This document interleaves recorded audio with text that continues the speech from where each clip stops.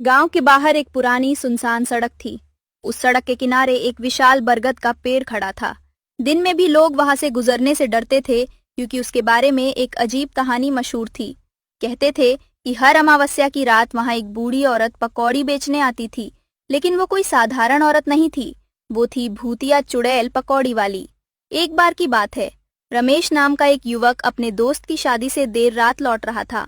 रात के लगभग 12 बज चुके थे। आसमान में काले बादल छाए हुए थे और चारों तरफ सन्नाटा पसरा था। अचानक रमेश को गर्मा गर्म पकौड़ियों की खुशबू आई। उसने इधर उधर देखा। बरगद के पेड़ के नीचे एक छोटी सी दुकान दिखाई दी। दुकान में एक बूढ़ी औरत बैठी थी।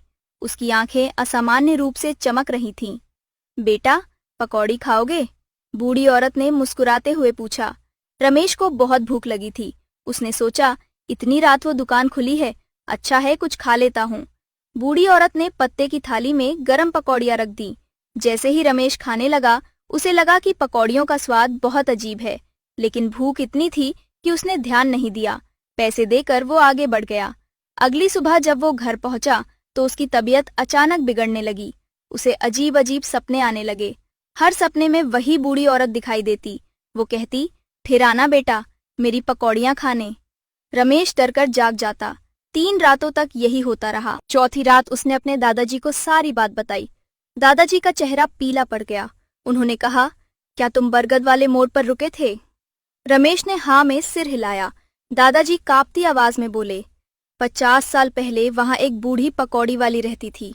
लोग उसकी पकौड़ियों के दीवाने थे, लेकिन एक रात अचानक उसकी मृत्यु हो गई।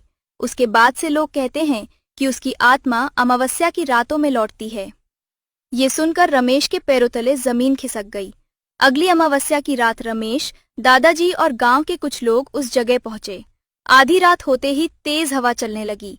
बरगद के पत्ते जोर जोर से हिलने लगे। अचानक वहां एक धुंध दिखाई दी और धुंध के बीच वही दुकान उभर आई। बूढ़ी औरत चूल्हे पर पकौड़ियां तल रही थी, लेकिन इस बार सबने देखा, उसके पैर उल्टे थे। उसकी आंखें लाल अंगारों की तरह चमक रही थीं। गांव वालों की सांसें थम गईं। बूढ़ी औरत हंसने लगी। उसकी हंसी पूरे जंगल में गूंज उठी।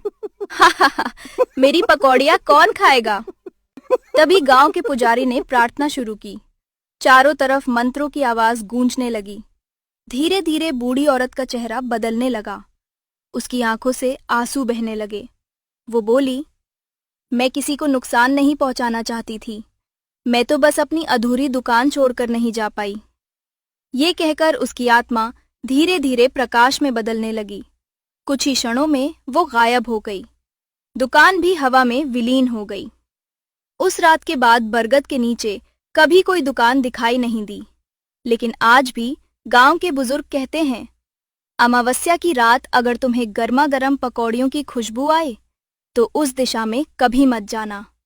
और जब भी तेज हवा बरगद के पत्तों को हिलाती है, लोगों को ऐसा लगता है जैसे कोई धीमी आवाज फुसफुसा रही हो।